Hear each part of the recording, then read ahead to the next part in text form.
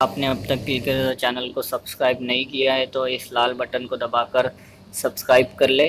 Subscribe کرنا بالکل free ہے، اس کے کوئی اور پیسے آج نہیں۔ جن عظیم ہستیوں کی یاد میں ہم یہاں پر جمع ہوئے ہیں وہ شہدائے بدر ہیں، وہ بدر ہیں۔ وہ بدر کی سب سے پہلی جنگ ہے جو سن 2 ہجری میں مدینہ منورہ سے تقریباً 140 کلومیٹر کے مقام پر جو بدر نام کی بستی ہے اس کے پہاڑیوں کے دامن میں واقع ہوئی تھی۔ مسلمانوں کی تعداد کفار کے لشکر کے سامنے کم تھی، لیکن ایمان کی طاقت اتنی عظیم تھی کہ 313 کے لشکر کو اللہ تبارک و تعالیٰ نے 1000 کے لشکر پر کامیابی عطا فرمائی تھی، اللہ نے مدد فرمائی تھی۔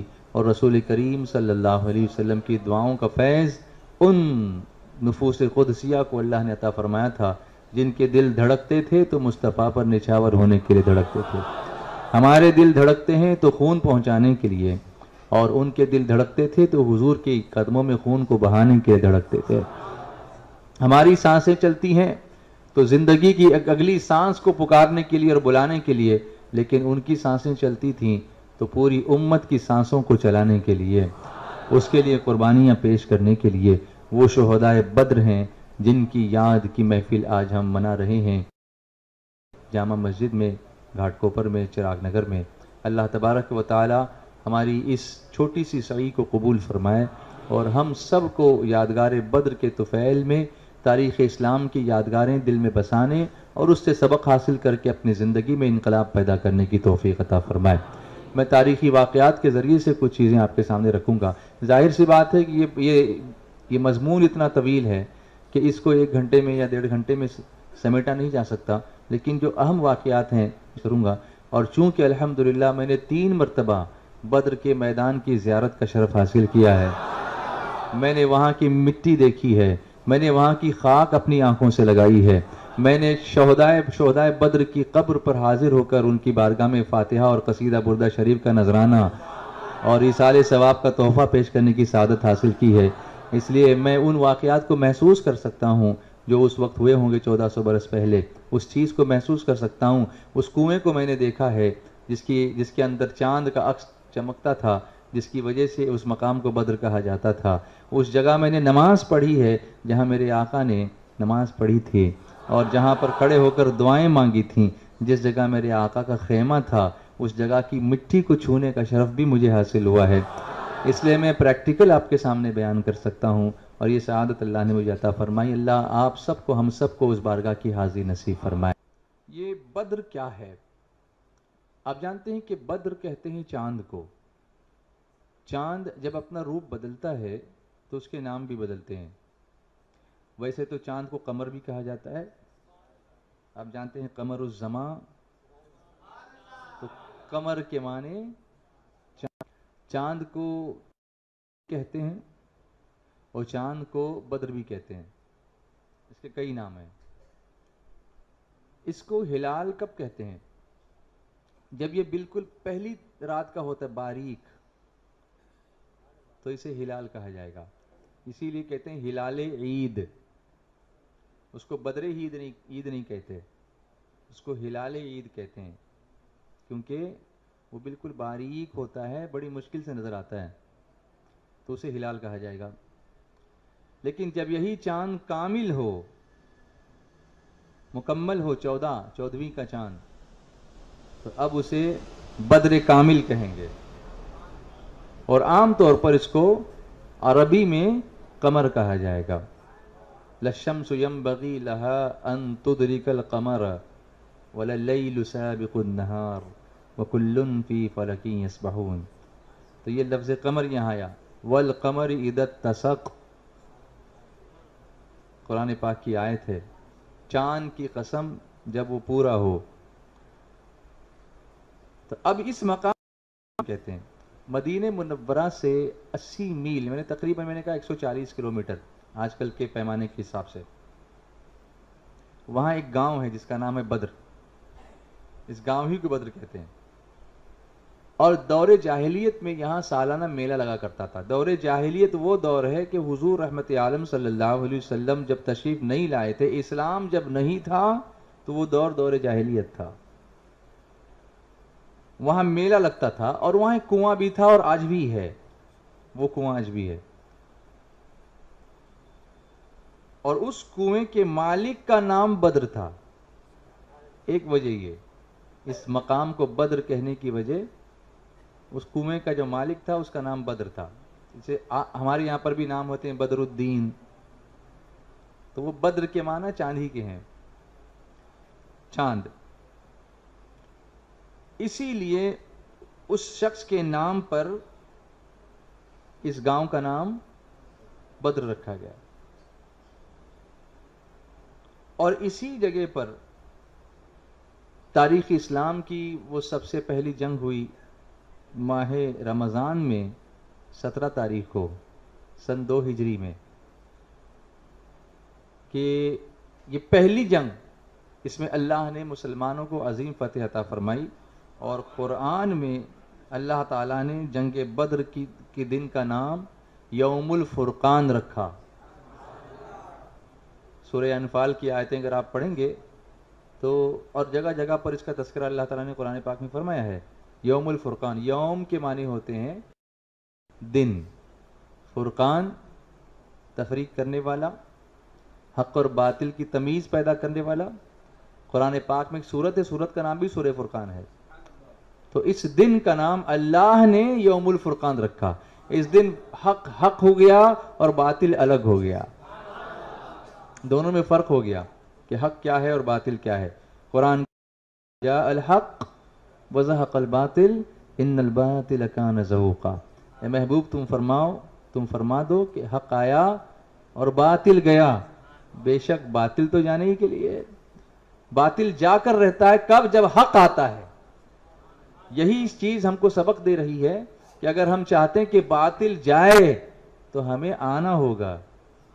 ہم چاہتے ہیں کہ باطل جائے تو ہمیں آنا ہوگا. ہم چاہیں کہ گھر میں بیٹھ کے باطل جائے تو نہیں جائے گا، ہمیں نکلنا ہوگا، میدان میں آنا ہوگا، مسجدوں میں آنا ہوگا، اجتماعات میں آنا ہوگا، عمل کے میدان میں آ کر کے باطل کا پیچھا کرنا ہوگا. اگر وہ 313 یہ سوچتے کہ ہم اکیلے جا کے کیا کریں گے تو آج ہم زندہ نہ ہوتے، آج ہمیں ایمان نصیب نہ ہوتا. انہوں نے اپنی جانوں کی قربانیاں دی ہیں تو ہمارے لیے ایمان کی سانسیں لینے کا ذریعہ پیدا کر دیا ہے اپنی قربانیوں کے ذریعے سے. اسی لیے قرآن نے اس کا نام رکھا یوم الفرقان. اور پھر قرآن کریم میں اللہ تبارک و تعالیٰ نے اس کا تذکرہ فرمایا وَلَقَدْ نَصَرَكُمُ اللَّهُ بِبَدْرٍ وَأَنْتُمْ أَذِلَّةٌ فَاتَّقُوا اللَّهَ لَعَلَّكُمْ تَشْكُرُونَ. اور یقیناً اللہ تعالیٰ نے تمہاری مدد فرمائی بدر میں جبکہ تم لوگ کمزور اور بے سر و سامان تھے، تو تم اللہ سے ڈرتے رہو تاکہ تم شکر گزار بن جاؤ. اللہ سے ڈریں گے تو مدد آئے گی، اللہ سے ڈریں گے تو کامیابی ملے گی. کسی نے بڑا پیارا جملہ لکھا تھا جو مجھے اچھا لگا تو آپ کو بتانا چاہتا ہوں کہ جتنا لوگ دھماکوں سے ڈر کے بیٹھ جاتے ہیں، اتنا اگر اللہ سے ڈریں تو دھماکے ہی نہ ہوں.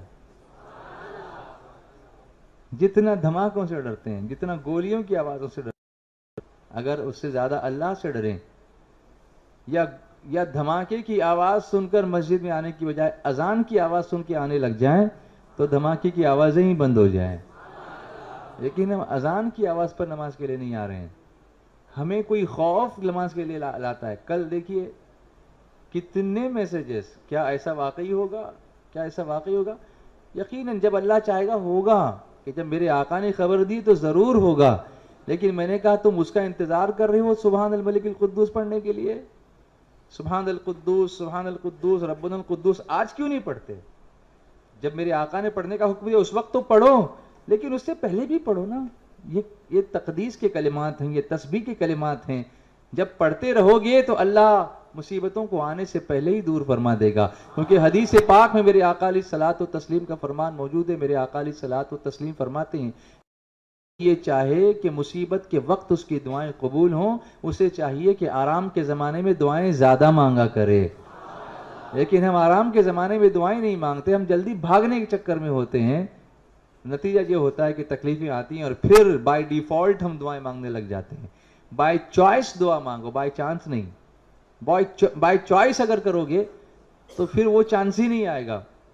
مدینہ منورہ میں نے ایک خصوصیت دیکھی، جو عربی محفلیں ہوتی ہیں تو اس محفل کے اختتام پر ایک دعا وہ ضرور کرتے ہیں، اللہم یا دافع البلاء قبل نزولہ من السماء یا اللہ، اے اللہ، اے بلاؤں کو دفع کرنے والے، ہماری بلاؤں کو آسمان سے نیچے اترنے سے پہلے ہی دور فرما دے۔ یہ دعا وہ کرتے ہیں کہ بلا کا انتظار کیوں کریں کہ آنے کے بعد ہم دعا کریں، اللہ اس کے نازل سے اس کو دفع فرما دے۔ یہ مانگنے کا طریقہ ہمیں آنا چاہیے۔ خیر، اب دیکھیے دو چیزیں ہیں، لڑائی جو ہوتی نا،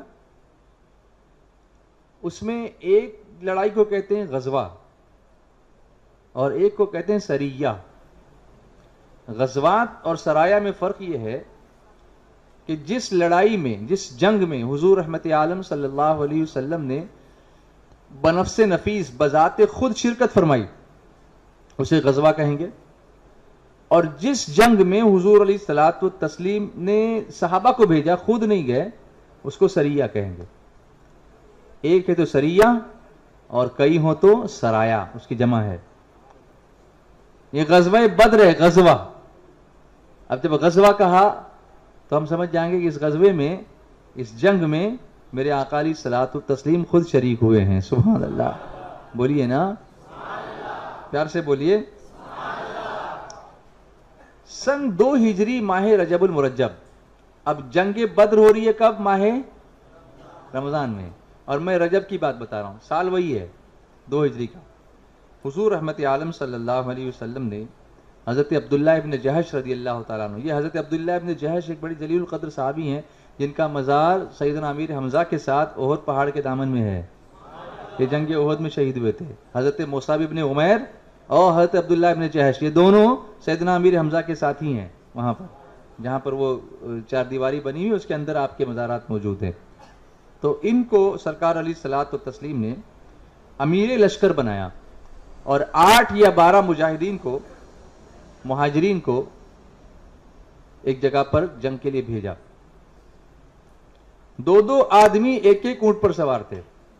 آپ دیکھیے سامان نہیں ہے، ایک اونٹ پر ایک کا بیٹھنا مشکل ہوتا ہے، کیونکہ اس کی پیٹھ ہی اتنی ٹیڑھی ہوتی ہے کہ جگہ نہیں ہوتی بیٹھنے کی۔ اس پر اگر آپ وہ محمل نہ رکھیں تو پھر بیٹھ نہیں پاتا آدمی، اور ایک اونٹ پر 2 بیٹھے ہوں گے تو کتنی مشکل سے بیٹھے ہوں گے۔ 2 آدمی ایک اونٹ پر سوار تھے۔ سرکار علیہ الصلوۃ والتسلیم نے حضرت عبداللہ ابن جہش کو ایک بند لفافہ دیا، اس میں کچھ خط لکھا ہوا تھا، مہر بند خط دیا۔ فرمایا 2 دن سفر کرنے کے بعد اس کو کھول کے پڑھنا، ابھی نہیں پڑھنا، پڑھنا تو ہے تم کو لیکن کب پڑھو گے؟ 2 دن کے بعد، اور اس میں جو ہدایتیں لکھی ہوئی ہیں ان پر عمل کرنا۔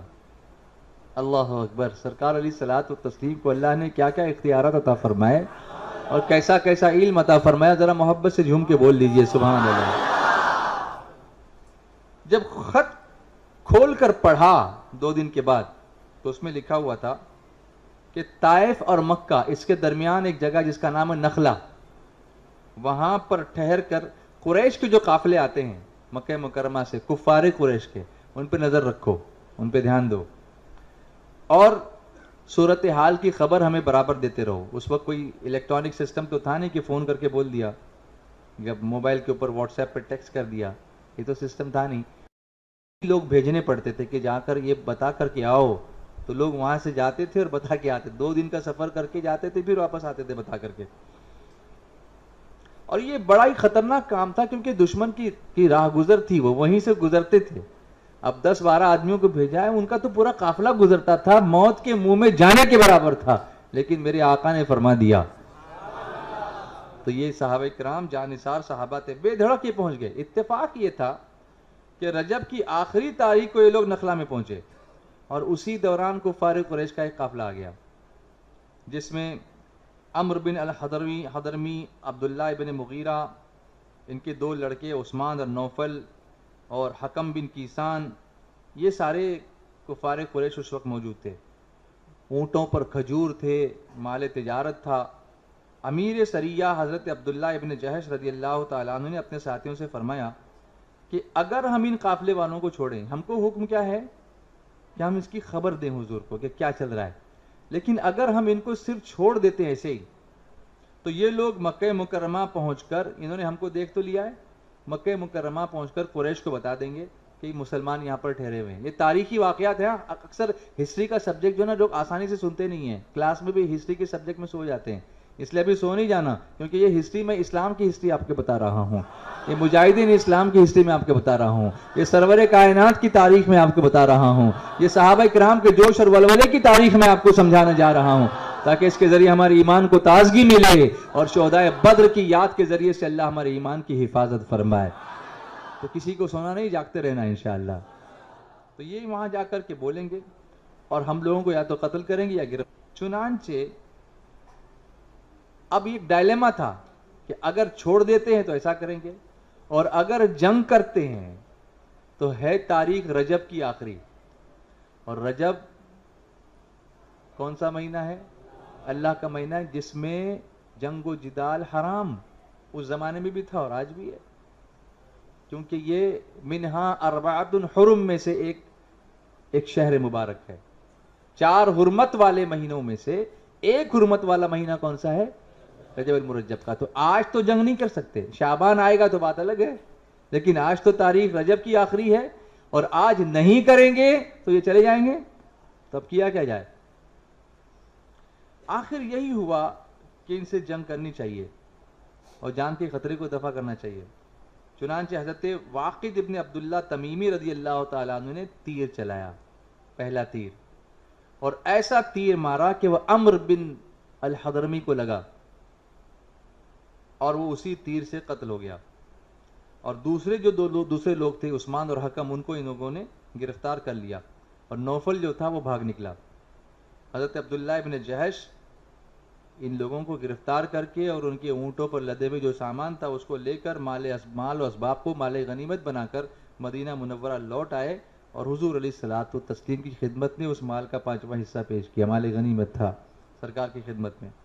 اب جو لوگ قتل ہوئے یا گرفتار ہوئے بڑے بڑے خاندان کے لوگ تھے، اور اس زمانے میں عربوں کا جو دستور تھا نا کہ ایک کو اگر قتل کیا تو پھر پورا قبیلہ اٹھ کے کھڑا ہوتا تھا کہ ہم ان کے قبیلے سے اب بدلہ لیں گے، کیونکہ جہالت کا دور تھا، معاف کرنے کا دور نہیں تھا، بدلہ لینے کا دور تھا.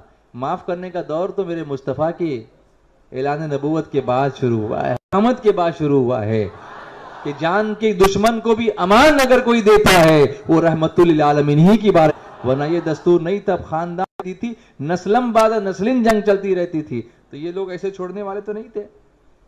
چنانچہ اس واقعے نے تمام کفار کو غصہ دلا دیا کہ یہ تو ہمارے ایک بڑے سردار کے انہوں نے.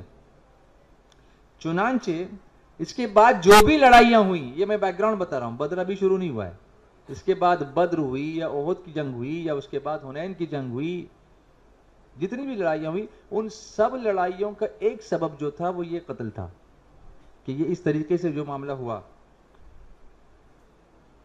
اب بدر کی بات میں آپ کو بتاؤں، جنگ بدر کا سبب ایک سبب یہ، اب ہر کافر کی زبان پر مکے میں یہ تھا کہ خون کا گے ہم تو خون کا، مگر یہ ہوا کہ ایک قافلہ جس کی تلاش میں حضور رحمت عالم صلی اللہ علیہ وسلم پہنچے تھے، وہ قافلہ آیا نہیں تھا. اچانک یہ خبر ملی کہ مدینہ منورہ میں میرے آقا علیہ الصلوۃ والتسلیم میں خبر ملی، لا کر کے لوگوں نے خبر دی کہ وہی قافلہ اب ملک شام سے لوٹ کر مکہ مکرمہ جانے والا ہے. جب وہ گیا تھا ادھر ملک شام تو اس کی خبر نہیں ملی تھی، آتے وقت خبر ملی کہ یہ اب جائے گا تو مدینے کے راستے سے گزر کے جائے گا. تو اللہ کے پیارے محبوب رحمت عالم صلی اللہ علیہ وسلم کو یہ بھی بتایا کہ اس قافلے میں ابو سفیان ابن حرب ہے اور دوسرے بڑے بڑے 30 اور مال تجارت ہے قریش کا. حضور علیہ الصلوۃ والتسلیم نے صحابہ سے فرمایا کہ کفار کی جو ٹولیاں ہیں یہ مار پیٹ کے لیے مدینے کے اطراف میں برابر گشت لگاتی رہتی ہیں، ڈاکہ ڈالتے ہیں، غارت گری کرتے ہیں. تو ایسا کرتے ہیں کہ ان کو بھی ہم جواب دیتے ہیں کہ یہ ہمارے قافلوں کو لوٹتے ہیں، یہ ہمارے جانور چرا کے لے جاتے ہیں، یہ ہمارے لوگوں کو مارتے ہیں، ہمارے لوگوں کا قتل، کیوں نہ ہم بھی ذرا سا ان کو دکھا دیں کہ اللہ نے ہمارے ہاتھوں میں جان عطا فرمائی ہے. کیونکہ پرووکیشن وہ کر رہے ہیں، ہماری عورتوں کی ہیں، ہمارے بچوں کی جان خطرے میں پڑی ہوئی ہے، تو ان کو بھی ہم ان کا پیچھا کریں تاکہ یہ مدینے میں آ کر کے ایسی شرارت نہ کر سکیں۔ ایک اسٹریٹجی تھی، یہ ایک حکمت عملی تھی تاکہ ان کو مدینے پر حملہ کرنے سے روکا جائے، کیونکہ تھوڑا سا ان کے اوپر اگر حملہ کریں گے تو پھر راستہ بدل کے نکل جائیں گے، تکلیف نہیں دیں گے، مقصد یہ تھا۔ اور ایک معاملہ یہ بھی ہوگا کہ یہ شام یعنی سیریا تجارت کرنے کے لیے نہیں جا سکیں گے، ان کا راستہ بند ہو جائے گا، اور مجبور ہو کر پھر ہم سے پھر یہ صلح کر لیں گے۔ جب ان کا تجارت بند ہو جائے گی، ان کا بزنس بند ہو جائے گا، تو آ کے بیٹھیں گے ٹیبل پر کہ چلو اب بات کرو، آپ لوگ ہمیں مارو نہیں، ہمیں جانے دو، آپ بھی تجارت کرو، ہم بھی کرتے ہیں، ہم آپ کو تکلیف نہیں دیں گے۔ تو پھر کیا ہوگا؟ صلح ہو جائے گی۔ حضور صلح چاہتے تھے، ٹروس چاہتے تھے کہ کسی کو تکلیف نہ، وہ ہم کو تکلیف دیں نہ ہم ان کو تکلیف دیں۔ تو میرے آقا نے فرمایا کہ ان کے قافلوں کا پیچھا کرو۔ اب 12 رمضان بڑی عجلت کے ساتھ لوگ نکل پڑے، جو جس حال میں تھا اسی حال میں روانہ ہو گیا۔ اس میں نہ زیادہ ہتھیار تھے، نہ فوجی راشن تھا، نہ کوئی بڑی مقدار تھی، اور یہ گمان بھی نہیں تھا کہ کوئی بڑی جنگ ہوگی، بس یہ تھا کہ اس قافلے کا پیچھا کرنا ہے اور ان کی ناکہ بندی کرنی ہے، اس نیت سے نکلے تھے۔ مگر جب مکے میں خبر پہنچی کہ سرکار علیہ الصلوۃ والتسلیم قافلہ لے کر کے آ رہے ہیں، تو ایک جوش ان کے اندر پھیل گیا، اور انہوں نے آپس میں یہ فیصلہ کیا کہ ہم مسلمانوں پر حملہ کریں گے، ہم ایک بڑا لشکر لے کر کے چلیں گے، ہمیں حملہ کرنا ہے، ہمیں بدلہ لینا ہے، اس کا قتل ہوا تھا نا، اس کا بدلہ لینا ہے، ہمیں جنگ کرنی ہے۔ مسلمان جنگ کرنے کی نیت سے نہیں آئے تھے، ایک چھوٹا سا ایک چھاپا مارنے کی نیت سے آئے تھے کہ ان کو تکلیف پہنچا کر ان کو دور رکھا جائے، لیکن ان لوگوں نے کیا فیصلہ کیا کہ ہمیں جنگ کرنی ہے۔ اللہ اکبر۔ چنانچہ میرے آقا علیہ الصلوۃ والتسلیم کو جب اطلاع ملی تو سرکار علیہ الصلوۃ والتسلیم نے صحابہ کرام کو جمع کیا اور صحابہ کرام سے فرمایا کہ یہ ہو سکتا ہے کہ اس قافلے میں جنگ کی نوبت آ جائے، لہٰذا ہمیں پوری تیاری سے جانا چاہیے۔ یہاں سے ایک بات ہم کو سیکھنے کو ملتی ہے کہ حضور رحمت عالم صلی اللہ علیہ وسلم کی زندگی سے ہمیں یہ پیغام ملا کہ منصوبہ بندی کتنی ضروری ہے، پلاننگ کتنی ضروری ہے۔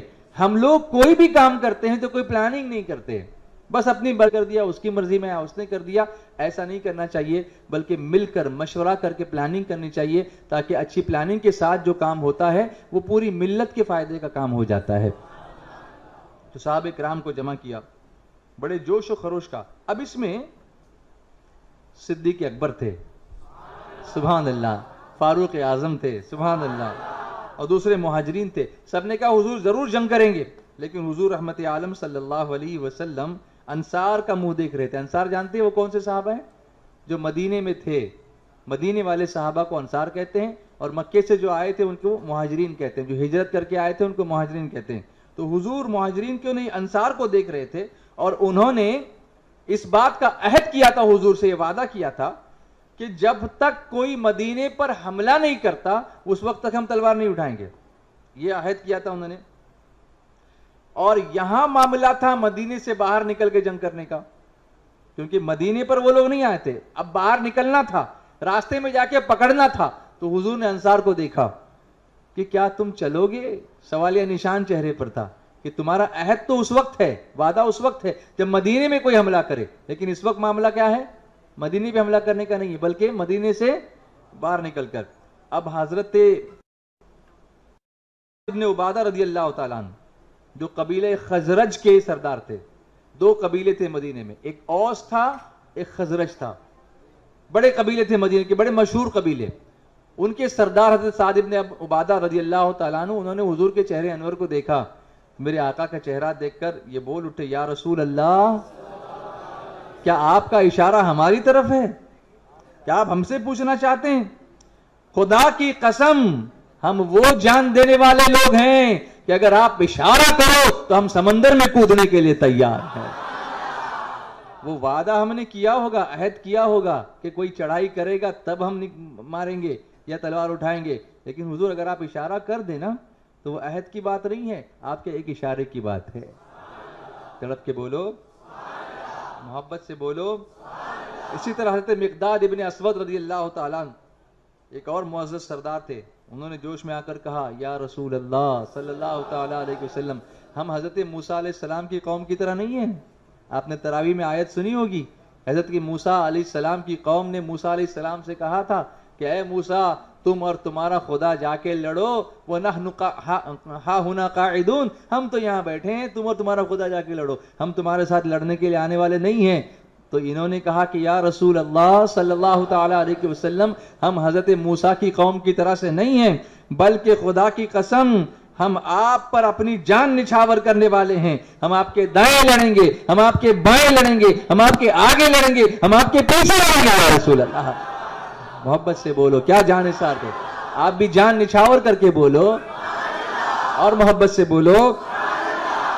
چنانچہ مدینہ منورہ سے 1 میل دور حضور نکلے اور اپنے لشکر کا جائزہ لیا۔ جو لوگ کم عمر تھے ان کو حضور نے فرمایا کہ کم عمروں کا کام نہیں ہے، اب بہت سخت امتحان ہے، بچوں لوگوں کو واپس کر دو، جو مجاہدین ہیں، جو مضبوط ہیں، جو توانا ہیں، جو طاقتور ہیں، جو فن سپاہ گری سے واقف ہیں، ان کو ہم ساتھ لے کر کے چلیں گے۔ لیکن انہی بچوں میں حضرت سعد ابن ابی وقاص رضی اللہ تعالیٰ عنہ کے چھوٹے بھائی عمیر ابن ابی وقاص بھی تھے۔ جب ان سے واپس ہونے کو کہا گیا تو رونے لگے، بچے تھے، ان سے کہا حضور نے کہ واپس جاؤ تو رونے لگے۔ کیسے بہادر تھے، سبحان اللہ، کسی طرح واپس جانے کو تیار نہیں تھے۔ سرکار علیہ الصلوۃ والتسلیم کو رحم آ گیا، فرمایا ادھر آؤ، ایک ہاتھ نکالی ان کے گلے میں لٹکا دی، کہا تم ہمارے ننھے سپاہی ہو، سبحان اللہ۔ یہ جانثاری دیکھیے، صحابہ اپنے بچوں کو کس قدر تربیت یافتہ کرتے تھے کہ حضور پر جان نچھاور کرنے کا جذبہ بعد میں نہیں پیدا ہوتا تھا بلکہ بچپن ہی سے پیدا ہوتا تھا۔ اور اسی میں مجھے میرے آقا کی حدیث پاک یاد آتی ہے، میرے آقا علیہ الصلوۃ والتسلیم فرماتے ہیں کہ اپنی اولاد کو 3 چیزیں سکھاؤ۔ لیکن جانتے ہو یہ حدیث پاک کا بیک گراؤنڈ کیا ہے؟ آج میں آپ کو بتاؤں۔ نماز کے تعلق سے میرے آقا نے جو حکم دیا، 7 سال کا بچہ ہو جائے تو اس کو نماز کا حکم دو، اور 10 سال کا ہو جائے اور نماز نہ پڑھے تو مار کے پڑھاؤ۔ روزے کے لیے بھی ہو جائے تو دھیرے دھیرے اس کو روزہ رکھنے کی عادت بناؤ۔ 10 سال کا ہو جائے تو اس کو خوب اچھی طرح روزہ رکھنے کے لیے آمادہ کرو، اور بالغ ہو جائے تو پھر فرضی ہو جائے اس پر روزہ۔ نماز کے لیے 7 سال انتظار، روزے کے لیے 7 سال انتظار، زکوٰۃ کے لیے صاحب نصاب ہونے کا انتظار، بالغ بھی ہو، عاقل بھی ہو، صاحب نصاب بھی ہو، حج کے لیے صاحب استطاعت ہونے کا انتظار، لیکن محبت رسول کے لیے صرف سمجھدار ہونے کا انتظار۔ میرے آقا علیہ الصلوۃ والسلام فرماتے ہیں کہ جب تمہارے بچے تھوڑے سے سمجھدار ہو جائیں تو ان کو 3 چیزیں سکھاؤ۔ جب تھوڑے سے سمجھدار ہو جائیں، انتظار نہیں کرنا ہے 7 سال ہونے کا، جب تھوڑی سمجھ آ جائے، سب سے پہلے حب نبیکم، تمہارے نبی کی محبت، نمبر 2 وحب اہل بیتہ، اہل بیت کی محبت، اور نمبر 3 وحب تلاوت القرآن۔ نبی کی محبت ہوگی تو اہل بیت کی محبت بھی آئے گی، تلاوت قرآن کی محبت ہوگی تو قرآن سیکھنے کی طاقت بھی آئے گی، توفیق بھی آئے گی، اور جب قرآن ٹھیک سے پڑھے گا تو 7 سال، اور نماز وہی نماز ہوگی جو عشق رسول میں پڑھی جائے گی۔ تو ہم نے دیکھا کہ کس طریقے سے یہ پلاننگ ہوئی۔ ہم جنگ بدر کی داستان سن رہے ہیں، تاریخ اسلام کی سب سے پہلی جنگ۔ کفار جوش میں آ گئے، انہوں نے کیا کہا، ہم کیا کریں گے، جنگ کریں گے۔ تو میرے آقا نے صحابہ کو جمع کیا کہ اب ان کا وہ ارادہ جنگ کا ہوا، ہم نے جنگ کی ابتدا نہیں کی ہے، ہم نے صرف قافلوں کا پیچھا کیا ہے تاکہ یہ مدینے میں داخل نہ ہو سکے، ہم کو تکلیف نہ دے سکیں، یہ مسلسل ہم پر چھاپا ماری کرتے رہتے ہیں تو ان کو روکنا ضروری ہے، تو روکا۔ اب وہاں سے جوش ہوا، جذبہ ہوا کہ ہم جنگ کریں گے، تو حضور نے صحابہ کو جمع کیا، اور صحابہ کا جذبہ ایسا تھا کہ بچے بھی تیار ہو گئے، سبحان اللہ۔ آپ نے دیکھا کہ ننھے مجاہد کو جب حضور نے ان کو واپس کیا تو کیا کہتے ہیں کہ ہم واپس جانے والے نہیں ہیں، مجھے بھی میدان جنگ میں لے چلو۔ تو میرے آقا نے ان کو کیا دیا، چھوٹی سی تلوار ان کے گلے میں لٹکا دی، اور ننھے مجاہد کی تیاری میرے آقا نے فرما دی، سبحان اللہ۔ ادھر وہ بھی کفار قریش بھی اپنی جاسوسیاں کر رہے ہیں، انہیں پتا چلا کہ حضور اپنے صحابہ کو لے کے نکل پڑے۔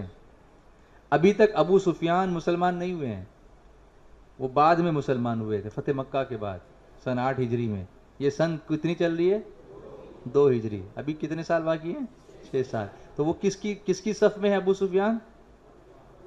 کفار قریش کی، اور وہاں سے پلاننگ کر رہے ہیں حضور رحمت عالم صلی اللہ علیہ وسلم کو تکلیف دینے کی۔ یہاں سے ایک بات معلوم ہوئی کہ اگر کوئی مخالف کتنا ہی شدید مخالف کیوں نہ ہو، امید نہیں چھوڑنی چاہیے کہ وہ ایمان لائے گا۔ اللہ نے چاہا تو وہ بھی ایمان لائے گا۔ اور کبھی کبھی یہ بھی دیکھا گیا کہ جو جتنا مخالف میں شدید ہوتا ہے نا، جب حق اس پر کھل جاتا ہے تو وہ پھر اتنا ہی شدت سے محبت بھی کرنے لگ جاتا ہے۔ اب فاروق اعظم کو دیکھیے، فاروق اعظم رضی اللہ تعالیٰ عنہ چلے تھے حضور کو قتل کرنے کے لیے معاذ اللہ، لیکن جب حق واضح ہو گیا تو پھر عمر اشداء علی الکفار بن کر کے سامنے آ گئے۔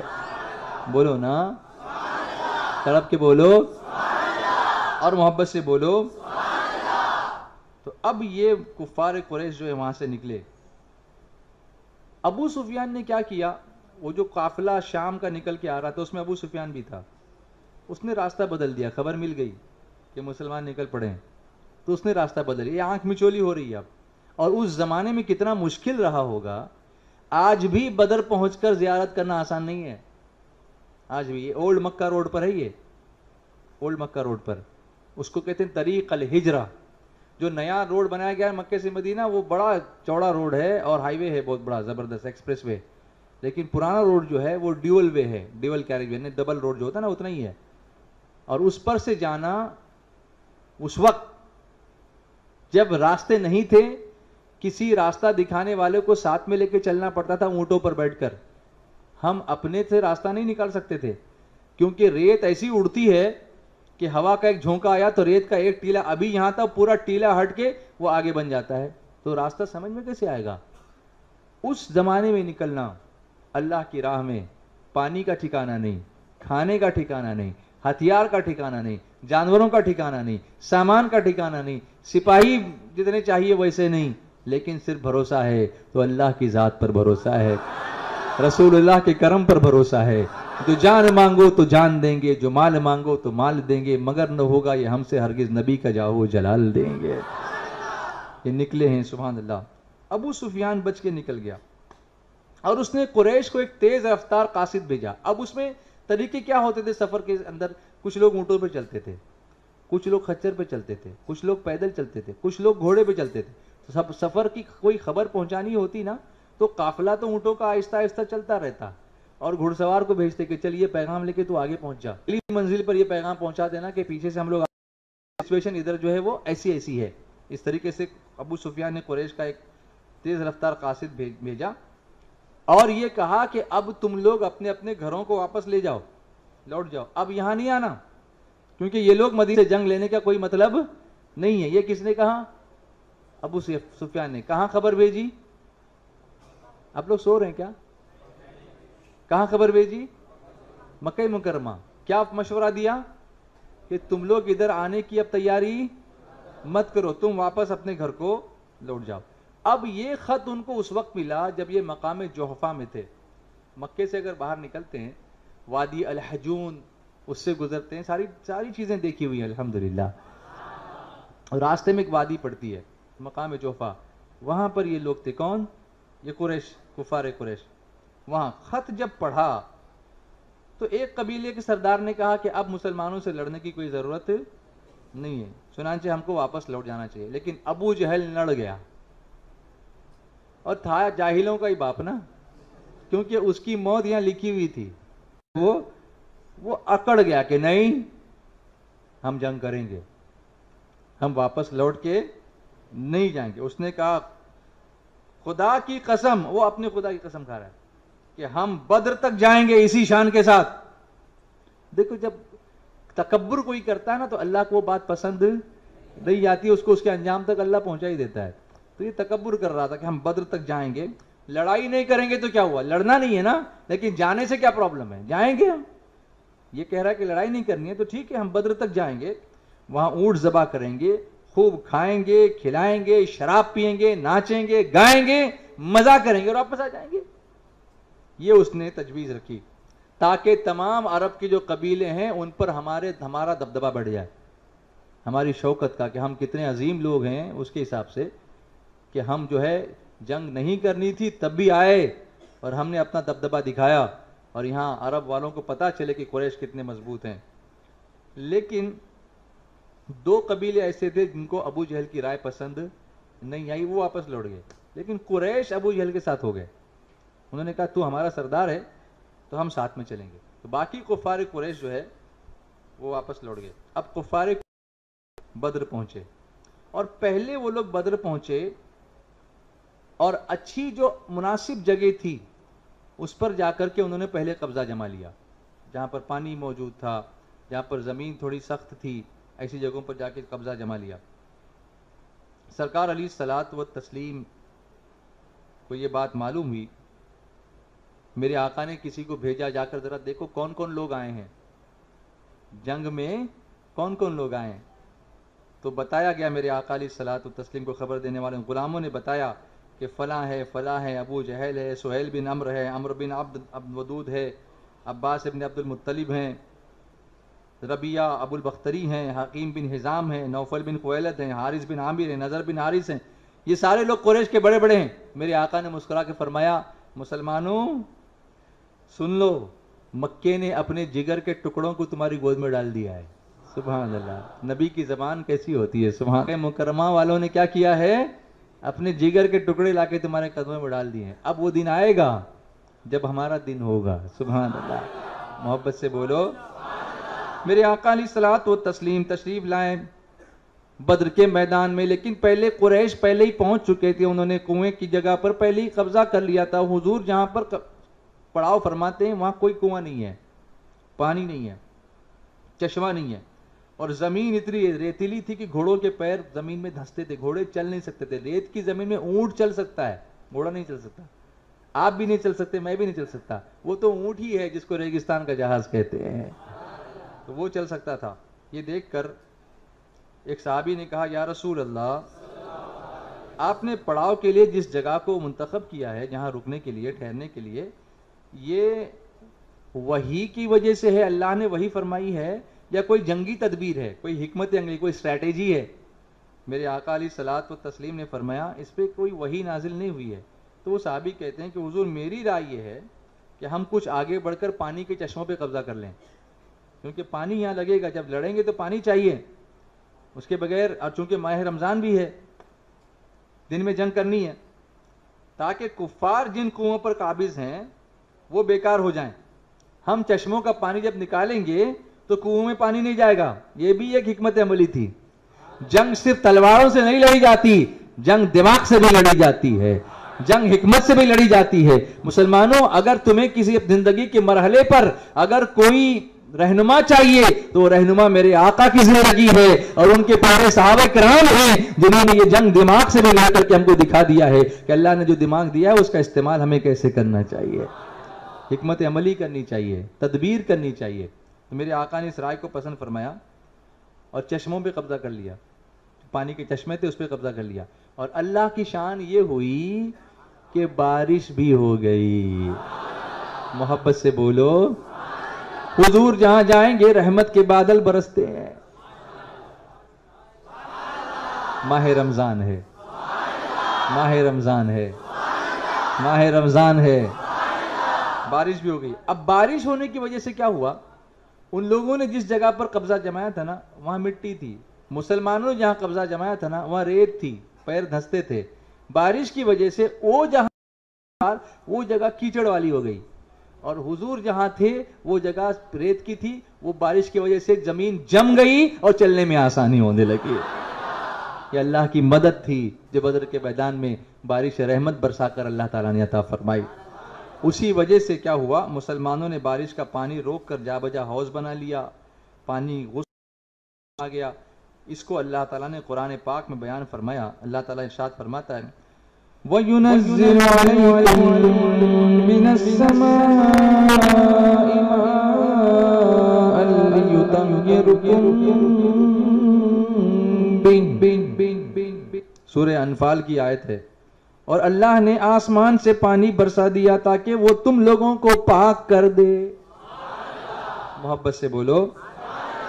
17 رمضان کی رات آئی اور شب جمعہ تھی. سبحان اللہ, تڑپ کے بولو.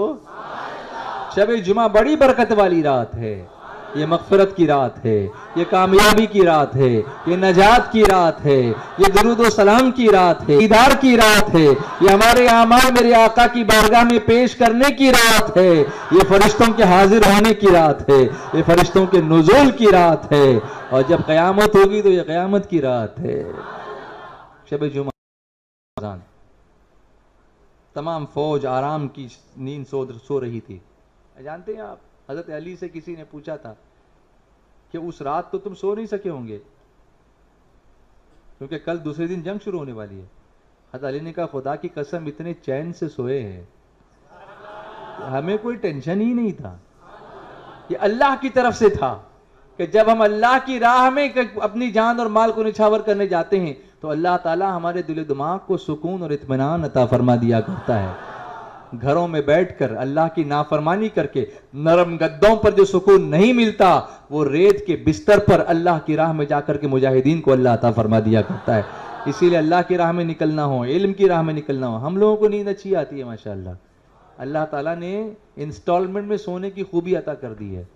ہم ایک ساتھ کبھی 8 گھنٹہ سو نہیں پاتے ہیں تو 2 گھنٹہ آدھا گھنٹہ ادھر سو لیا ادھر فریش ہو گئے، ادھر سو لیا ادھر فریش ہو گئے، آپ کو نعت سنانے کے لیے کھڑے ہو گئے، نہیں سو کر بھی فریش ہو کے سنانے کے لیے کھڑے ہو گئے۔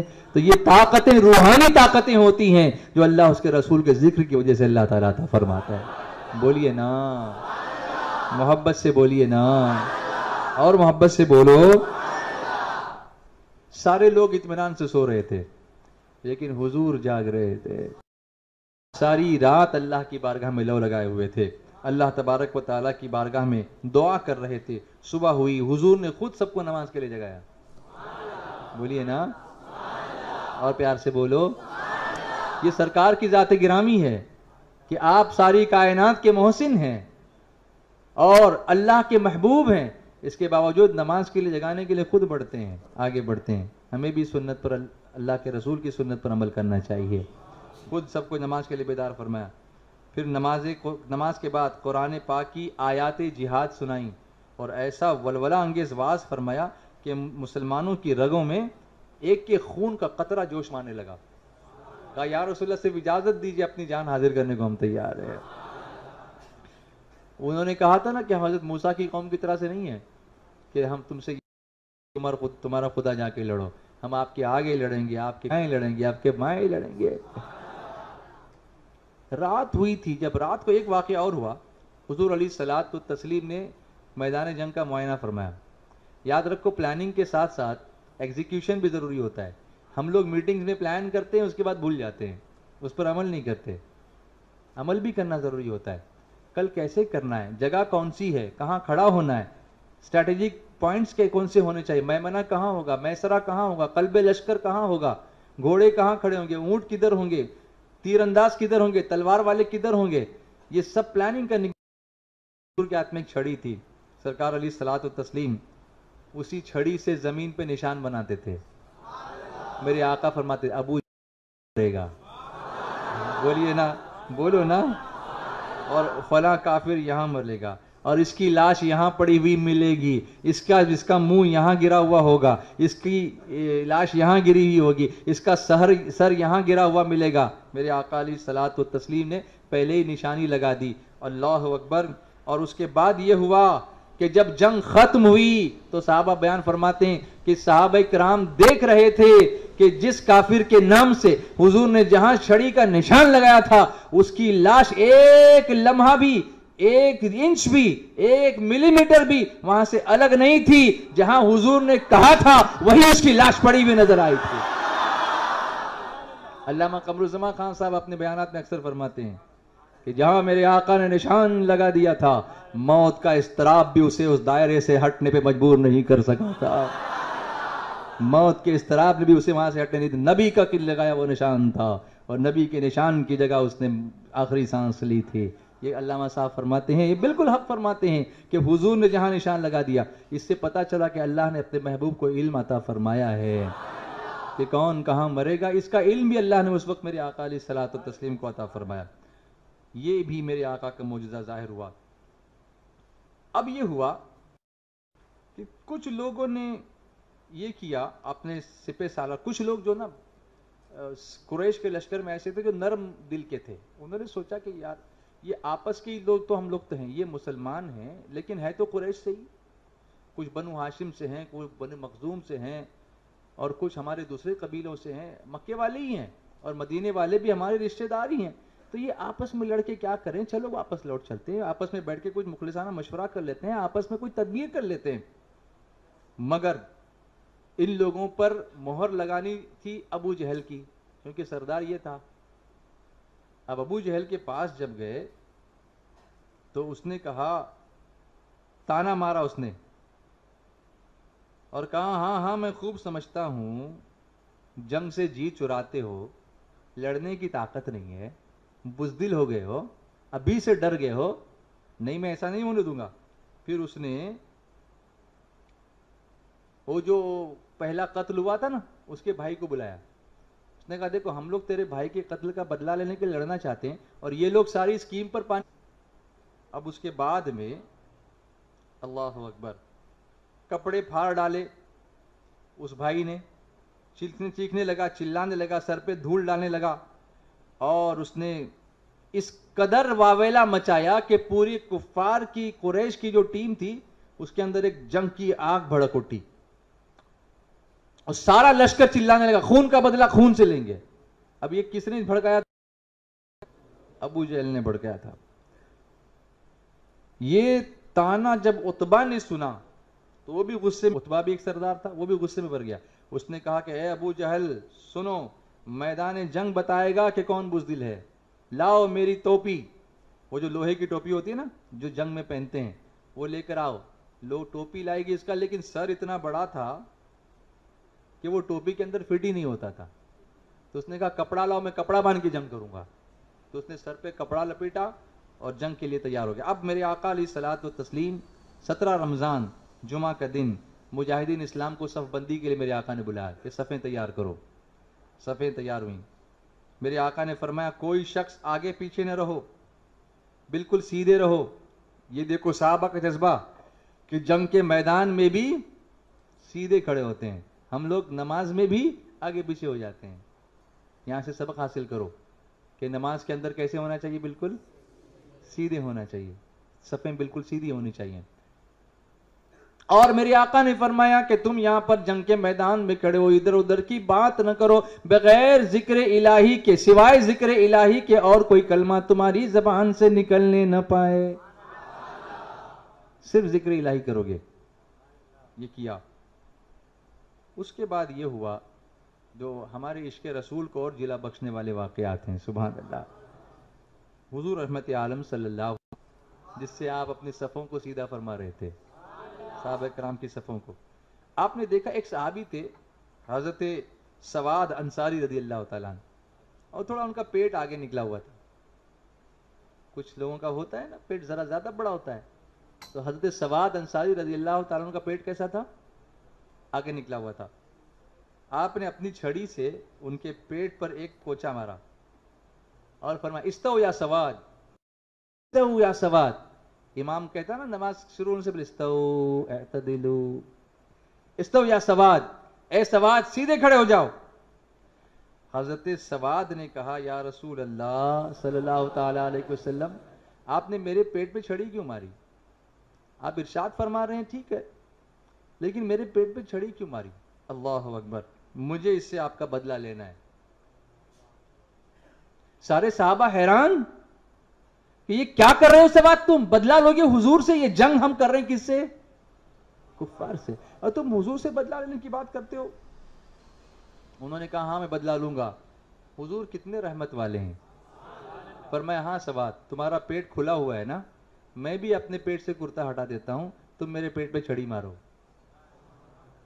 تم میرے پیٹ پہ چھڑی مارو اور بدلہ لے لو.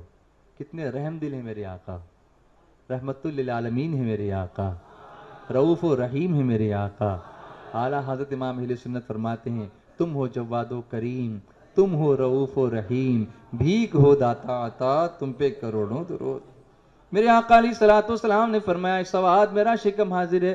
جیسے ہی چھڑی ہاتھ میں دی، حضرت سواد نے چھڑی پھینکی اور جا کر کے حضور کی شکم مبارک سے لپٹ گئے، اس کو بوسہ دینے لگے. کیا عشق رسول ہے دیکھیے. ابھی یہ چیپٹر نمبر والے پوچھیں گے کہاں لکھا تھا, where is the page number, where is the chapter number, who told him to do this, پوچھے گا نا یہ. اس سے پوچھو حضرت سواد سے جا کے پوچھے کہ کہاں لکھا تھا. یہ تیری کتاب میں نہیں ہوگا, یہ عشق رسول کی کتاب میں لکھا ہوا ہوگا. بولیے نا, تڑپ کے بولو, پیار سے بولو اور محبت سے بولو, پوری طاقت سے جھوم کے بولو. محبت رسول کی کتاب میں لکھا ہوا ہے. یہ کسی پیج نمبر میں نظر نہیں آئے گا, کسی چیپٹر نمبر نظر نہیں آئے, اور یہ کسی ایسے ویسے کو نظر آئے گا نہیں, یہ سمجھ میں بھی نہیں آئے گا. اس کے لیے محبت رسول والا دھڑکنے والا دل چاہیے, حضور کی یاد میں رونے والی آنکھ چاہیے, عشق رسول کا جام چاہیے, ہے نا. حضرت سواد نے کیا کیا, حضور کے شکم مبارک کو جا کر لپٹ گئے, بوسہ دینے لگے, چومنے لگے, لپٹ گئے. میرے سواد تم نے ایسا کیوں کیا؟ رو کر کہنے لگے یا رسول اللہ, میں اس وقت میدان جنگ میں اپنا سر ہتھیلی پہ لے کے آپ پر قربان ہو سکتا ہے شاید میرا آخری وقت آ گیا ہو. اس وقت میرے دل میں یہ تمنا تھی یا رسول اللہ کاش مرتے وقت میرا بدن آپ کے جسم اطہر سے چھو جائے, اور اسی کے برکت سے اللہ تبارک و تعالی مجھے جنت نصیب فرمائے. یہ صحابہ کا عقیدہ ہے, بولو نا, یہ کس کا عقیدہ ہے؟ اسی لیے حضور سے جس چیز کو نسبت ہو جائے ہم اس کو چھو کر چومنے کی کوشش کرتے ہیں, اس سے تبرک حاصل کرنے کی کوشش کرتے ہیں, اس سے برکت حاصل کرنے کی کوشش کرتے ہیں. یہ کوئی غلط نہیں ہے بلکہ میرے آقا کے صحابہ کی سنت ہے. یہ بدر کے میدان میں بھی ایسا کر رہے ہیں, جنگ کے میدان میں بھی ایسا کر رہے ہیں. چاہتے ہیں کہ جانے سے پہلے, دنیا سے رخصت ہونے سے پہلے حضور کے بدن سے لپٹ جائیں تاکہ اس بدن کی برکت سے اللہ جہنم کی آگ کو حرام فرما دے. میرے آقا نے منع نہیں فرمایا بلکہ جذبے محبت کی قدر فرمائی, ہاتھ اٹھائے اور دعا فرمائی. اور اس کے بعد حضرت سواد رضی اللہ تعالی عنہ نے میرے آقا کی بارگاہ میں معذرت کی کہ حضور مجھے معاف فرما دیجئے, میں نے ایسا کہا کہ میں آپ سے بدلہ لوں گا, میں اپنا قصاص معاف کرتا ہوں. یہ بھی بڑی بات ہے کہ کیونکہ چھڑی سے ضرب لگائی تھی نا, تو یہ کہا انہوں نے کہ میں معاف کرتا ہوں, میں بدلہ نہیں لوں گا, میں تو صرف آپ کے بدن پاک سے لپٹنا چاہتا تھا, اس لیے میں نے ایسا کیا. کیا عشق رسول ہے, سبحان اللہ, سبحان اللہ. اس کے بعد ایک واقعہ اور ہوا, میدان جنگ ہے, اور آج کل جو جنگیں ہوتی ہیں نا اس میں کئی وعدے توڑے جاتے ہیں, کئی ٹیریٹریز کے اوپر قبضہ ہوتا ہے, کتنے کرائم ہوتے ہیں, وار کرائمز, اور کتنے قیدی جو ہوتے ہیں وہ جا کر کے گوانٹانامو کی جیل میں ڈال دیے جاتے ہیں, جہاں ان کے پاس ایسے اس پہ انسانوں کو رکھا جاتا ہے اور ننگا رکھا جاتا ہے, بھوکا رکھا جاتا ہے, پیاسا. اسلامی جنگ کا طریقہ ہے کہ میدان جنگ میں صرف 313 کا لشکر ہے, سامنے 1000 کا لشکر بھاری ہے. یہ 313 میں بھی 313 میدان میں نہیں ہے بلکہ 305 ہی ایفیکٹیولی میدان میں ہیں. عثمان غنی رضی اللہ تعالیٰ عنہ مدینے میں اپنے زوجہ کے پاس حضور کے حکم سے موجود ہیں. میرے آقا نے ان کو وہاں آنے سے منع فرما دیا ہے کہ ان کی بیوی بیمار ہیں. میرے آقا نے فرمایا عثمان تم جنگ میں نہیں جاؤ گے لیکن تم کو جنگ بدر کے صحابہ کے برابر حصہ میں عطا کروں گا, جہاں بانی عطا کر دیں, بھری جنت ہبا کر دیں, نبی مختار چاہیں عطا کر دیں. جو جنگ میں صحابہ شریک یعنی جنگ میں شریک نہیں ہیں ان کو بھی بدری صحابہ کے برابر, بولو نا, حصہ دیا جا. کوئی صحابی اعتراض نہیں کرتا کہ وہ جنگ میں نہیں, ان کو اعتراض کیوں؟ ان کو حسین رضی اللہ تعالیٰ عنہما, یہ صحابی کہیں سے آ رہے تھے, راستے میں کفار نے دونوں کو روکا اور کہا کہ تم دونوں بدر میں حضور کی مدد کرنے جا رہے ہو, محمد صلی اللہ علیہ وسلم کی. ان دونوں نے انکار کر دیا کہ نہیں, ہم وہاں جا کر ان کی مدد نہیں کریں گے, اور وعدہ کیا کہ ہم جنگ میں شریک نہیں ہوں گے. چنانچہ کفار نے ان کو چھوڑ دیا. جب یہ میرے آقا کی بارگاہ میں حاضر ہوئے اور لڑائی کی صف میں آ کے کھڑے ہو گئے, واقعہ جنہوں نے بیان کیا کہ حضور ہم نے صرف وعدہ تو کیا تھا لیکن ہم شریک ہونا چاہتے ہیں جنگ میں. میرے آقا نے فرمایا وعدے کی پابندی ہر حال میں کی جائے گی. ہمارے پاس سپاہی کم ہو کوئی حرج نہیں ہے, لیکن تم نے عہد کیا ہے کہ تم جنگ میں شریک نہیں ہوں گے تو ہم تمہیں مجاہدین کی صف میں کھڑے ہونے کی اجازت نہیں دیں گے. میرے آقا علیہ الصلوۃ والتسلیم نے فرمایا ہمیں جنگ کا وعدہ پورا کرنا ہے, اپنا عہد پورا کرنا ہے, ہمیں اللہ کی مدد کی ضرورت ہے. اور اگر ہم عہد کی پابندی کریں گے تو اللہ کی مدد آئے گی, اور اگر وعدہ توڑیں گے تو اللہ کی مدد نہیں آئے گی. ہم لوگ یہ سمجھتے کہ ہم لڑ لیں گے, ہم یہ کر لیں گے, یہ ہم سے کچھ نہیں ہوتا. بھروسہ ہونا چاہیے تو اللہ کی ذات پر ہونا چاہیے. یہ جنگ ہمیں بتا رہی ہے. اب وہ وقت آ گیا کہ حق و باطل کی صفیں ایک دوسرے کے آمنے سامنے ہیں.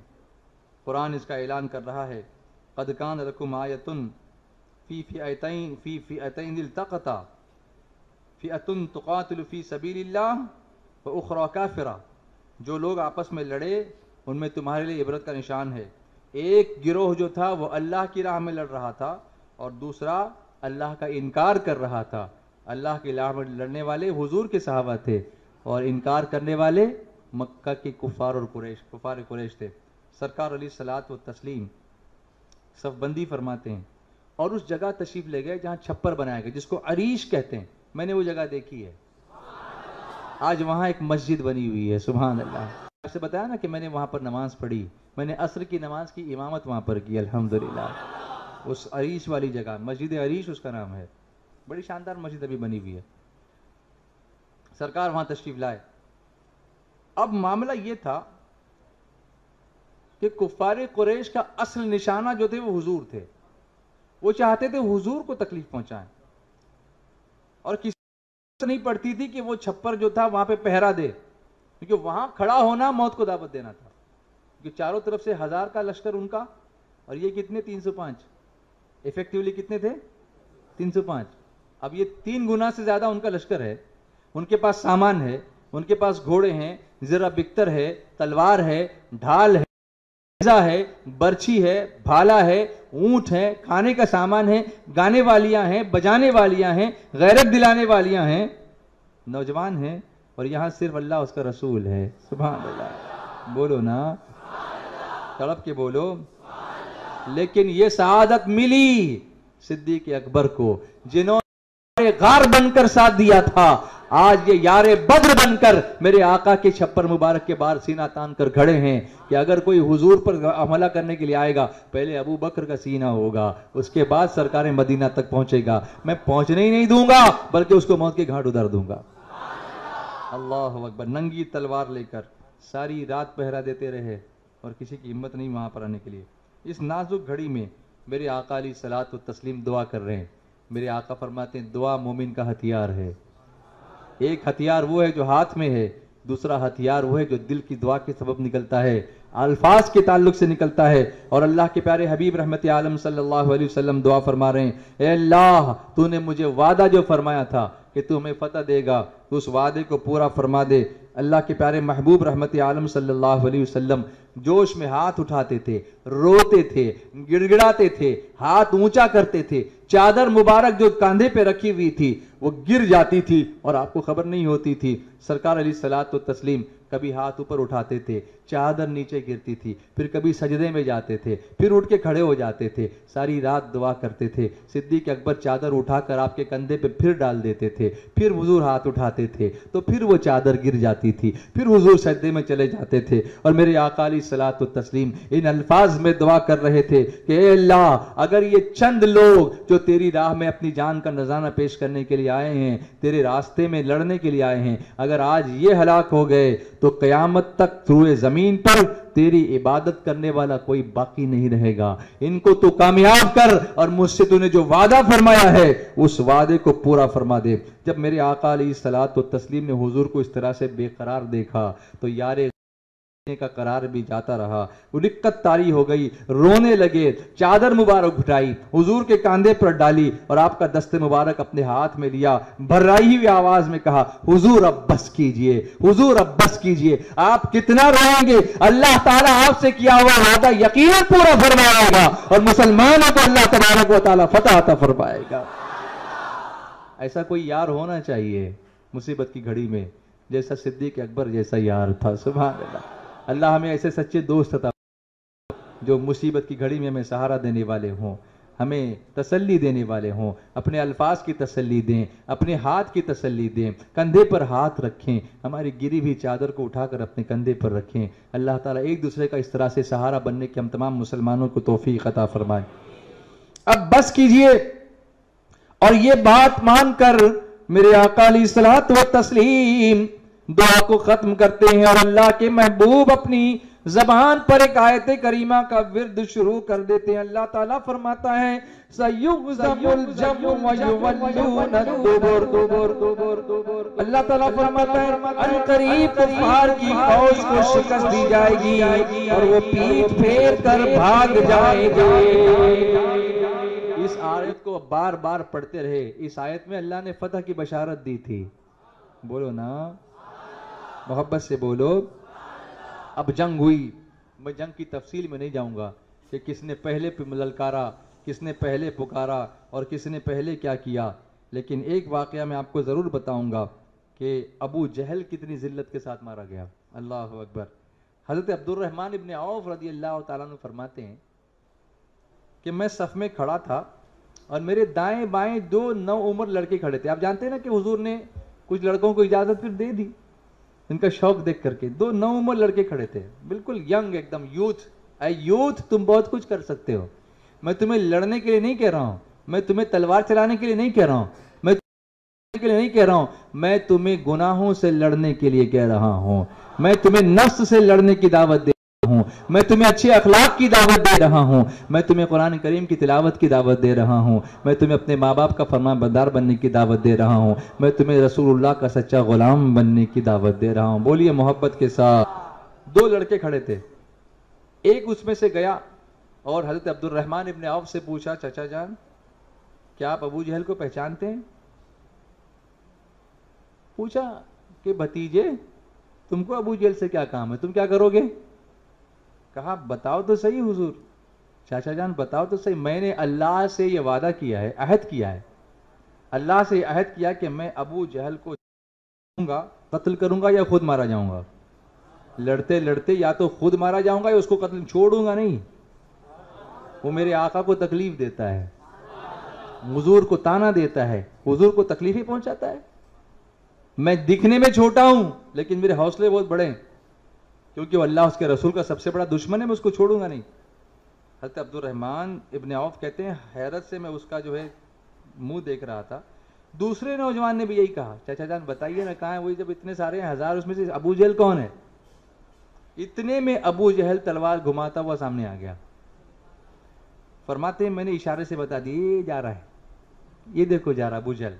اب یہ دونوں لڑکے تلواریں لے کر اس طرح جھپٹے، سبحان اللہ، بولو نا محبت سے، جس طرح باز اپنے شکار پہ جھپٹتا ہے۔ دونوں نے اپنی تلواروں سے مار مار کر ابو جہل کو زمین پہ ڈھیر کر دیا، سبحان اللہ، زمین پہ ڈھیر کر دیا۔ یہ دونوں لڑکے تھے حضرت معاذ اور معوذ رضی اللہ تعالیٰ عنہ۔ ابو جہل کے بیٹے اکرمہ نے جب یہ دیکھا تو حضرت معاذ پر حملہ کر دیا اور پیچھے سے ان کی بائیں شانے پر تلوار ماری، کندھے پر، اس سے ان کا بازو کٹ کے گر گیا لیکن تھوڑا سا چمڑا باقی رہ گیا اور لٹکنے لگا۔ ان کی بہادری دیکھو، حضرت معاذ نے اکرمہ کا پیچھا کیا، دور تک دوڑایا، اس حال میں بھی لڑتے رہے، ہاتھ لٹک رہا ہے۔ ہم اور آپ کر سکیں گے؟ انگلی کٹی تو نہیں کر سکتے، ہاتھ لٹک رہا ہے، اس کے باوجود جنگ کر رہے ہیں۔ پھر دیکھا کہ لٹکتا ہوا ہاتھ جو ہے نا یہ لڑنے کے اندر تکلیف دے رہا ہے، تو اپنے پیر کے نیچے ہاتھ کو دبایا، جھٹکا دے کے کاٹ کے پھینک دیا نکال کے کہ یہ ہاتھ تکلیف ہے، میں لڑوں گا، جو میرے اللہ کی راہ میں روکے گا میں اس کو الگ کروں گا، سبحان اللہ۔ اپنا یہ ہاتھ کاٹ کے الگ کر دیا، پھر وہ آزاد ہو کر ایک ہاتھ سے لڑتے رہے۔ حضرت عبداللہ ابن مسعود رضی اللہ تعالیٰ فرماتے ہیں اس وقت میں ابو جہل کے پاس سے گزرا، میں نے دیکھا کہ اس میں کچھ زندگی باقی تھی، تو فرماتے میں نے اس کے اوپر اپنے ٹھوکر ماری، پاؤں سے اس کو روندا اور اس کو کہا تو ہی ابو جہل ہے نا، تو ہی ابو جہل ہے، بتا آج تجھے اللہ نے کیسا رسوا کیا۔ اس نے گھمنڈ سے اس حالت میں بھی یہ کہا کہ تمہارے لیے میرا قتل کوئی بڑا کارنامہ نہیں ہے کہ ایک آدمی کو کسی دوسرے آدمی نے اس کی قوم نے قتل کر دیا، ہاں مجھے اس کا افسوس ہے کہ مجھے انصار کے علاوہ کوئی دوسرا قریش کا آدمی مارتا، دوسرا شخص کہ انصار کھیتی باڑی کا کام کرتے تھے تو ان کو وہ معمولی سمجھتا تھا کہ معمولی لوگوں نے مجھے کیوں مارا, کوئی بہادر دوسرا مارتا, کہ یہ بہادر نہیں تھے, اس کی نگاہ میں نہیں تھے. یعنی مرتے مرتے بھی نہ اس کی ہیکڑی نہیں گئی, وہ ابو جہل تھا, ابو جہل ہی رہا, اور جاتے جاتے بھی ایسی باتیں ہی کرنے لگا.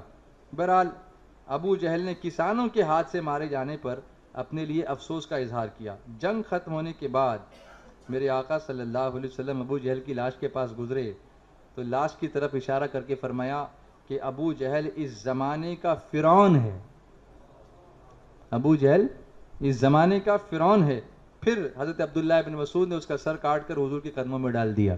اللہ اللہ, اس طریقے سے اللہ نے ان کو رسوا کیا. جنگ ختم ہوئی, اللہ تبارک و تعالیٰ نے مسلمانوں کو فتح عطا فرمائی. جبریل فرشتوں کا لشکر لے کے آئے تھے, اور بدر کے میدان میں بعض کتابوں میں لکھا ہے کہ سفید امامہ باندھ کر جبریل امین علیہ الصلوۃ والتسلیم تشریف لائے تھے, اپنے گھوڑے پر سوار تھے. 5000 فرشتوں کی فوج اللہ نے بھیجی تھی حضور کی دعا کو قبول فرما کر. اللہ تبارک و تعالیٰ نے مسلمانوں کی غیب سے مدد فرمائی. اور جب جنگ ختم ہوئی میرے آقا علیہ الصلوۃ والتسلیم نے دیکھا 14 صحابہ شہید ہوئے تھے. کتنے؟ ان 14 صحابہ کے نام وہاں آج بھی لکھے ہوئے ہیں, ایک تختی لگی ہوئی ہے اس پر وہ نام آج بھی لکھے ہوئے ہیں. پھر میرے آقا علیہ الصلوۃ والتسلیم میں جتنے صحابہ تھے سب کو دفن فرمایا. اور جب کفار کی لاشیں دیکھی گئیں تو بہت زیادہ لاشیں تھیں میرے کہ ان کو ایک گڑھا کھود کے سب کو ڈھکیل دو اس میں اور اس پر مٹی ڈال دو. چنانچہ تمام لاشوں کو گھسیٹ گھسیٹ کر ڈال دیا گیا. اور جب کفار کی لاشیں ڈال دی گئیں تو میرے آقا اس کے کنارے کھڑے ہوئے اور کفار کو پکارا, نام لے کر پکارا, اے عتبہ بن ربیعہ, اے شیبہ بن ربیعہ, اے فلان, کیا تم نے اپنے رب کے وعدے کو دیکھا اور سچا پایا؟ اب پہنچ گئے تم اس وعدے کو. ہم نے تو اپنے رب کے وعدے کو بالکل ٹھیک ٹھیک پایا. جب فاروق اعظم نے دیکھا کہ حضور کفار کی لاشوں سے خطاب فرما رہے ہیں تو ان کو بڑا تعجب ہوا. عرض کیا یا رسول اللہ, کیا آپ ان بے روح کے جسموں سے کلام فرما رہے ہیں؟ ان کے اندر تو روح ہی نہیں, ان سے کیا بات کر رہے ہیں؟ یہ سن کر میرے آقا نے فرمایا, اے عمر, خدا کی قسم جس کے قبضے قدرت میں میری جان ہے, تم زندہ لوگ میری بات کو ان سے زیادہ نہیں سن سکتے, یہ زیادہ سنتے ہیں. تم زندہ لوگ میری بات کو ان سے زیادہ نہیں سن سکتے. لیکن اتنی بات ہے, یہیں سے علماء مسئلہ بیان فرماتے ہیں کہ جب کفار کی لاشیں سنتی ہیں تو اولیاء اللہ کیسے سنتے ہوں گے؟ سبحان اللہ. محبت سے بولو, پیار سے بولو کہ میرے آقا نے فرمایا یہ تم سے زیادہ سنتے ہیں. تو جب کافر مردے سنتے ہیں تو غوث اعظم کیوں نہیں سن سکتے ہیں, غریب نواز کیوں نہیں سن سکتے ہیں؟ اور یہ کہیں اور نہیں لکھا ہے, بخاری شریف میں ہے. یہ حدیث کہاں ہے؟ بخاری شریف میں. ذرا پیج نمبر نکال کے دے دینا پڑے گا ان کو کہ اللہ والے سنتے ہیں, اللہ کی عطا سے سنتے ہیں. اللہ اللہ, مومنین کا سننا کیوں نہ جائز ہوگا, کیوں نہ درست ہوگا جب کفار سنتے ہیں. اللہ اللہ, سبحان اللہ. میرے آقا علیہ الصلوۃ والتسلیم پھر مدینہ واپس تشریف لائے. اب بدر کے میدان میں سے جو قیدی لائے گئے تھے, کفار کے قیدی تھے, ان سب سے میرے آقا نے صحابہ کرام سے مشورہ کیا ان کا کیا کیا جائے, ان قیدیوں کا کیا کیا جائے, ان کے ساتھ کیا سلوک کیا جائے, کیونکہ یہ ہمارے خلاف لڑنے کے لیے آئے تھے. فاروق اعظم نے کہا حضور اور کیا کیا جائے, ان کو قتل کرو. اور وہ بھی کیسے, ایسے نہیں. فاروق اعظم عرض کرتے ہیں حضور اس میں جو کھڑے ہیں نا یہ سب ہمارے رشتہ دار ہیں, یہ ہیں تو رشتہ دار, مکے سے آئے سب, ہم بھی مکے والی ہی ہیں.